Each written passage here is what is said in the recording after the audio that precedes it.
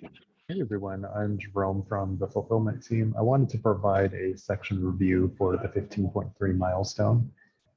We've already done this review at the group level, and you can actually find all of the different groups down below here, like fulfillment platform, billing and subscription management, self-service purchase, provision, and utilization, if you want to read through those notes.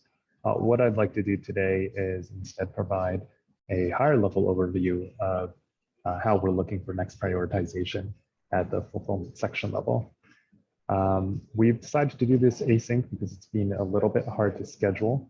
But the product side, we've got Omar, engineering side, we've got myself, we have Jackie from UX, and then Vinci from quality as well. Linked here, you'll see our dashboard, which I'll do a walkthrough of later on, along with a list of questions. For this review, I'll first start with going through all of the questions, and then we can dive into the linked dashboard. So starting with the first question, are dashboards accurate? If not, what needs to be done to correct them? Our dashboards are mostly accurate. When we first started this exercise, we had quite a lot of undefined issues, but as of now, we have about 0% undefined for the current milestone 15.3 and the future milestone 15.4. We also do have another item here, which is that we need to also ensure that our projects in GitLab-com are moved into this dashboard so that they're counted as well, because we currently do have an infrastructure project there that's not being counted.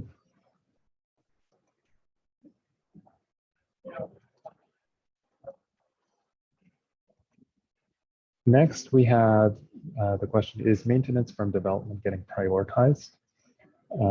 And the answer is yes, it is. In 15.3, maintenance is making up about 31% of issues, and in the next milestone, maintenance is making up about 27%, and you can see both of the graphs here. Number 3, are bugs being prioritized, especially if overdue bugs are increasing? And the answer here is, once again, yes, bugs are being prioritized. We've seen a gradual burn down of our past due bugs over the past few milestones. You can sort of see it starting to trend downwards, and we've started putting a lot more focus on this roughly around the February and March timeframe. That said, we need to do we need to continue this effort. We're doing a good job paying attention to S1s and S2s, which are high priority ones, but we still have quite a few S3s and S4s. Moving down to question 4, if the proportion of issue types is changing from milestone to milestone, why? For this one, I've got a chart here which shows in green the features going up, in purple maintenance, which has also increased slightly, and then bugs, which has also increased slightly, but has stayed mostly flat. This question's a little bit difficult to answer because in past milestones, we've had a very large percent of undefined issues. The undefined issues are this gray line here. So it's a bit hard to tell now that we've defined these issues where these should have been. I think over the next few milestones, we'll be able to see a trend, and we can circle back to this question and have a better answer here. Number 5, is there predictability from milestone to milestone in terms of the number of issues per release? So one of the things that we noted is that we've seen a very large jump in the number of issues tagged to 15.2, which was 84, in comparison to 15.3, which is 159. This can indicate one of two things, possibly that we're overloading the current milestone, or that we are doing a better job of breakdown. It's likely to be a little bit of both. So we've asked teams to look into this a bit further. Number 6, looking at the percentage of issues in next milestone and current milestone and issues by type for trends in feature maintenance and bugs. Is this what the quad expects? Generally, yes, we're at roughly 30% maintenance, 20% bugs, and 50% features. For fulfillment, we've been working to prioritize more and more maintenance work, which is why our feature work is typically at about 50% rather than 60%. Number 7, look at UX SaaS, impacting backlog and ensure it's healthy. This is probably the biggest area of improvement for fulfillment. I've got a graph here that shows SaaS impacting issues steadily increasing quite a lot. We have about 53 issues in total here. Our S1s are under control. However, our S3s and S4s have been grown. And I've provided a breakdown here. Specifically, the groups that need to focus on this are the purchase, utilization, and billing and subscription management groups. Number 8, looking at security backlog and just ensure that it's healthy. So we've put a lot of attention in recent milestones to help burn down the security issues. Here's a chart of our overdue security issues by severity. And you can notice that we're actually down at 0 now. And then number 9, look at past due bugs backlog to ensure it's healthy. We already answered this above in question number 3, so I'll skip that one. Number 10, compare MR results from the current milestone and past milestones and see how it compares to issue type breakdown. So just bringing up the MR chart here. This is the MR chart for fulfillment. You'll see that we have about 63% maintenance MRs and 22% features, and then 13% bugs. And this should be compared to roughly 50% features, 31% maintenance, 18% bugs we see in issues. Overall, we don't see a strong correlation between the two, between MRs and issues. I think generally, if you look across development, you'll also see that there's quite a lot of more maintenance MRs than issues. So not just are we seeing about 60% in maintenance and fulfillment for MRs, but if you look at across all of development, you're seeing roughly 60% as well. I think the reason for this is that work for maintenance is typically discovered when an engineer is in the code, and they may not actually create an accompanying issue for each of these MRs. Whereas if you look at feature work is always pre-planned and always has an accompanying issue with it.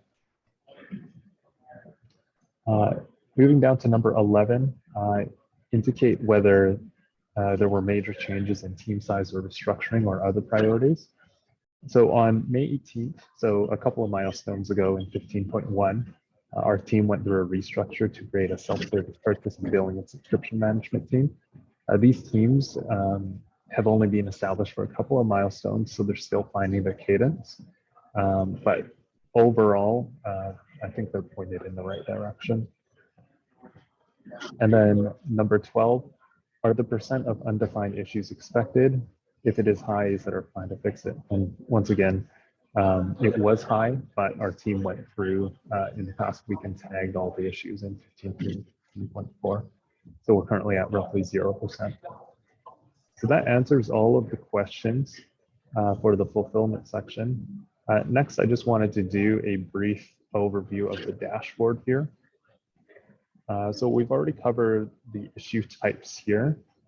Once again, you can see this big drop in undefined along with the other 3 of feature, bugs, and maintenance starting to increase because they're now defined. The issue types in the current milestone and the next milestone are roughly the same. You'll see roughly 30% maintenance, roughly 20% bugs, and 55% features. And also keep in mind that 15.4 hasn't been fully planned out yet. Next, when we move down a little bit more, we've got count of issues by type. You can see the large spike that I was talking about, where we've got 84 versus 159 that we're looking into a bit more. We do expect this to possibly flatten out as we descope 15.3. but we need a bit more investigation there. And then you also have the breakdowns by weights as well.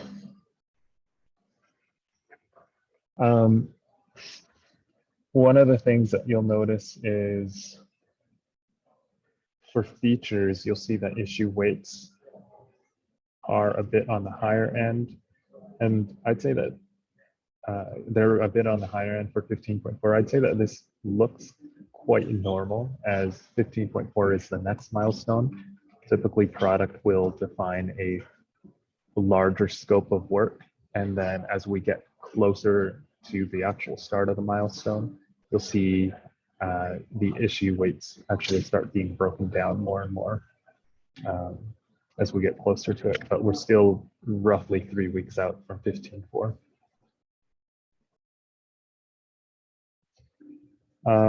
Next, we'll go down to issue by type in the next milestone versus the current milestone. I think this graph shows pretty much the same things as these two. Moving down here, we mentioned that we've been putting a lot of focus on past due bugs, and you can see this burn down here. You can also see the burn down of past due security issues as well. Over here, as mentioned, SUS impacting issues is probably our biggest improvement area here. You can see it steadily climbing up, which means that we need to put a lot more attention to it. In terms of the severity of these, you can see that the S1s are relatively low here. We've just got one. And then S2s, it's climbing a bit, but the majority of this graph is made up of S3s and S4s, which have climbed a lot. So definitely an area that we need to improve on. For past due infradev, the fulfillment team actually takes care of a lot of its own build out of infrastructure with the customer's application. So this graph is blank because we don't have infrastructure handing as many development issues over to us. We're actually just defining our own backlog for infrastructure. And moving down here, total open bugs by severity. You can sort of see this. It's trending slightly downwards, and we're still doing a decent job of ensuring that bugs are kept in check and not being passed to their SLOs or SLAs.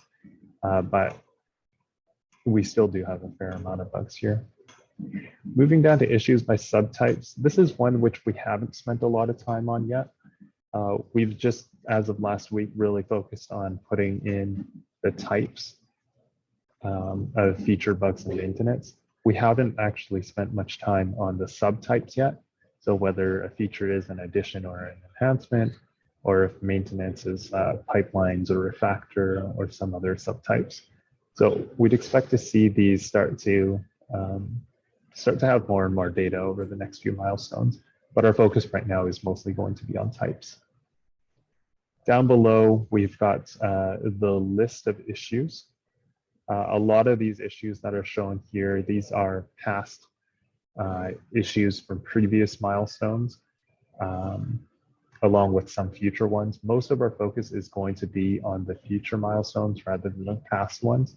If we look at the past issues, we have hundreds of undefined issues, and we need to carve out a significant amount of time to be able to tag all of them correctly with the right type. So instead, we're going to be focused on forward-looking issues, so ones coming in future milestones. And then, yeah, I think that covers it. So that is the Fulfillment's 15.3 section review. If you have any questions, please feel free to message me on Slack. Thank you.